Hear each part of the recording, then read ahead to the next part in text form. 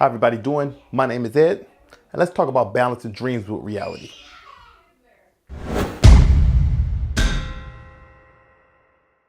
Now, a majority of us have dreams, but there's obstacles that we have to take to get to those dreams.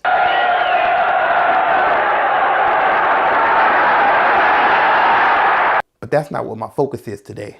I want to talk about the realities that we all face on a day-to-day basis that have their own obstacles that we have to go through while still trying to tackle the obstacles that are put in place for our dreams and how to balance it all. All right, so without stretching this video out too long, I want to focus on two things. That's work life and family. Now, I'll bring those two up because ultimately, those are, I'll say, the highest priority. They mean the most to you as a person, all right? Well, at least they should. But at the same time, those two are some of the biggest dream stoppers. Now, what I mean by that, you have a dream that you want to become a filmmaker.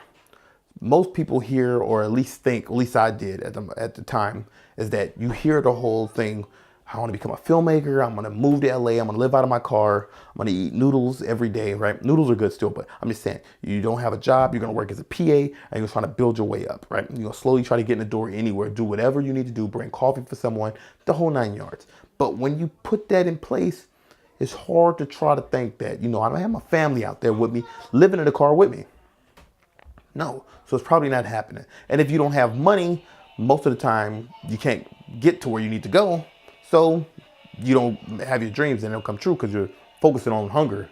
So if you're a kid out there and you're watching this video, this doesn't really apply to you, but this is mainly for adults that still have dreams and they're still trying to go for them, and they just need to understand the balance. And the reason why I bring that up, because I'm a 34-year-old man, I'm married, I have 2 kids, and I have a job. And you know what? I have a dream. It's not the Martin Luther King speech, but it's a dream of filmmaking. And that's what I'm doing and that's what I'm going for. And this is how I balance it all out. If you differ from what I'm saying, hey, not everything works for every individual, but by me giving out some things that I do, things that I have in place, it probably can help you out a little bit.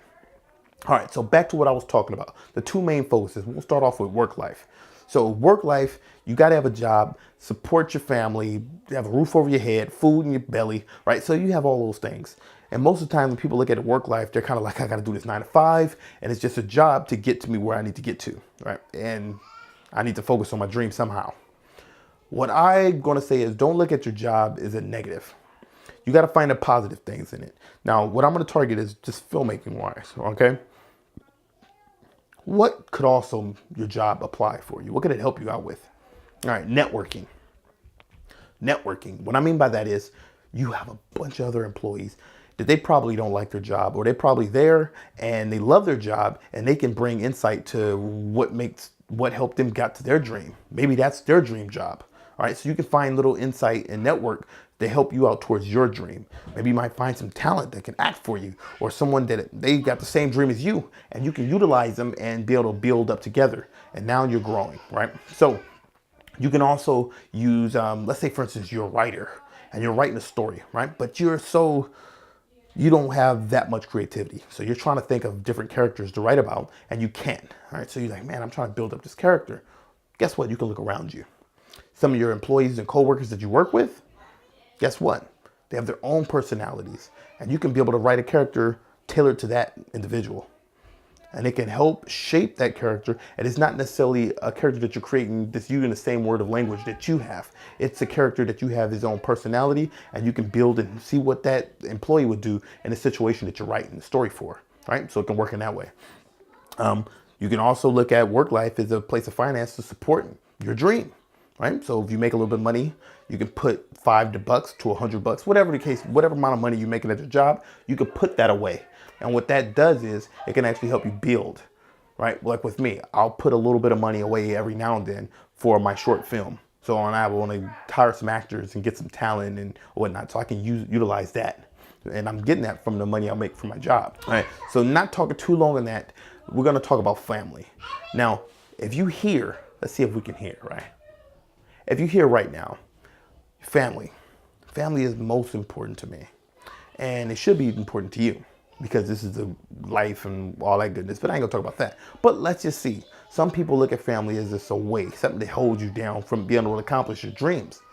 But what it does is it teaches you how to organize and basically how to schedule your time.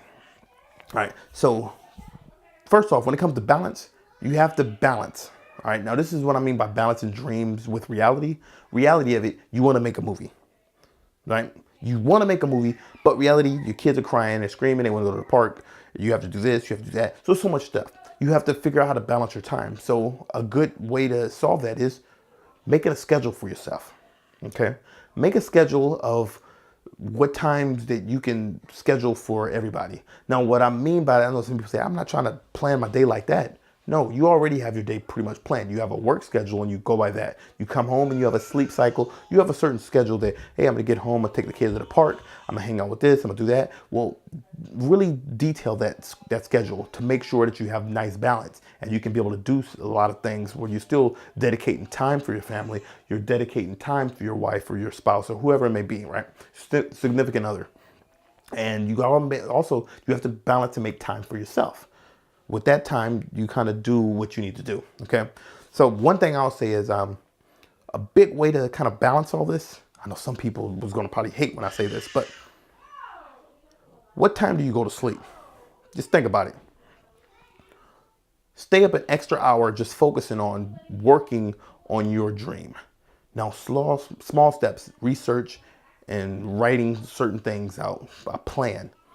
What I wanna say is, how I want to put this.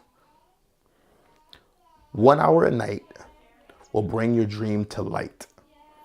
1 hour a night will bring your dream to light. Now, what I mean by that is that you already have a schedule, a standard that you normally do.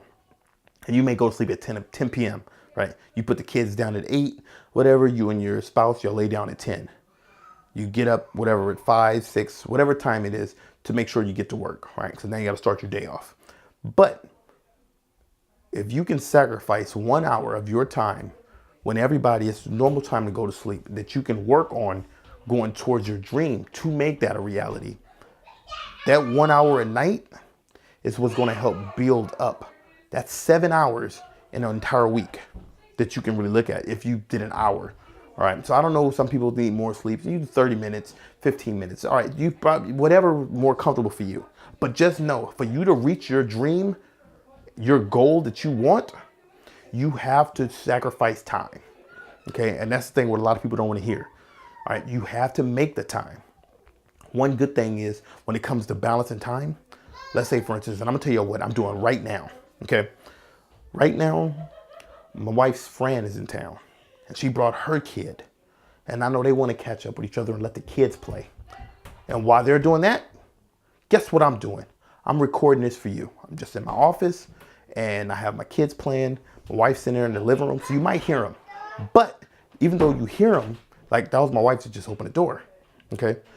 But you hear them and you know something's happening. And I'm making a little dedicated time because that's a little bit of time that I knew that I would have to make a video for you. So you can learn, I can learn as well. I get to have fun and do some creating, right? So that's one thing that you have to look at. Also, I want to say that look at family when it comes to helping you for your dream. At least this is what I do. I get motivation from my family, from my kids, from my wife, because I know that I want to become a filmmaker. And it's going to be hard to get there. It's going to be multiple obstacles that I'm going to have to go through. I want to make sure that I show my kids I'm going for something that I can achieve it. And by doing that, it's going to inspire you. It's going to motivate you a little bit more so you can accomplish the goals or dreams that you want. But you have to go for it, right? You have to push, but you still have to balance. You can't just cut family off, cut work life off and say you're going to go move to LA and hang out in your car and, you know what I mean, try to survive that way. Balancing is a real thing and you have to understand how to do it. I would say is to make short-term and long-term goals. When it comes to long-term goals, I usually try to plan those from like those a year out, 5 years out, 10 years out, things like that. You can do them a year at a time, whatever best for you. But what you do in those long-term goals is you set checkpoints, you could say. I want to be at this level or I want to know this amount by this year. Then by this year, I want to be at this level. And how do you hold yourself accountable for them? You set short-term goals. All right, so short-term goals, I usually do those are in like weekly periods, monthly, quarterly, depending on how you do it. You can do daily, all right? Now those goals are smaller, things that you can actually accomplish fast. And I'm not going to say fast, but they're in hands and arm's reach, meaning that you don't have to go around the world to try to solve this. It's not saying that a short-term goal will be something like retain $1 million, because I don't see how you're going to do that in the short term. But as a long term, a 10-year goal, you can come up with steps that can actually help you achieve and get there. But I'll say starting off with short-term goals. All right. What I normally do is when I think of short-term goals, this is a short-term goal. All right. Make a YouTube video once a week. I know some YouTubers drop every day, but I'm just saying, just give yourself a short-term goal. Okay. How do you do that? Let's say every night or at least 3 times a week. You can set a Monday, Wednesday, Friday. You stay up an extra hour, right? So you can be a little tired, but you spend that hour writing down certain types of content, something towards your dream, something towards your goal. Let's say, for instance, if your long-term goal is to have a certain amount of subscribers, that's something that's out of your control and you really can't monitor that. But what you can do is monitor the amount of content that you put out. Or when it comes to your dream, you can't say that I want to be this millionaire by whatever, because that's something more materialistic, but it's still good. But what you can do is you can plan for what steps you need to take to get there. And the way to plan is the research. Since once you have the research in play, you slowly start to take steps, right, to get to your goal. And those are short-term goals. I would say highly set those up. What short-term goals actually does is it helps you balance your life, your reality. Okay, so you may have 7 days a week and you know that this Saturday we have a birthday party. I got work Monday through Friday, 9 to 5. We have this show that comes on that I watch with my spouse at this time. And I know my kids love the park. I'm going to take them there 2 times this week. So that's in your schedule. So you write this stuff down. But they have little blocks in there, right? And you try to figure out time to fill in for yourself as well. So you, with that schedule that you know that you're going to go take the kids to a birthday party, or you're going to go to the movies with your wife, or you planning a date night, guess what? You also plan a schedule where you're going to work on your dream. That little bit of work that you're going to do is not going to be enough to make you achieve your dream off the bat. But what it's doing is it's still giving you hope. It's giving you motivation, and you're constantly building. That's what you want to do when it comes to balancing dreams with reality. You want to slowly build.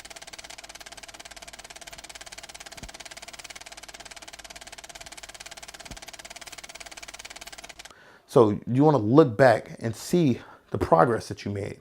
And that's what's going to be, that's going to feel good.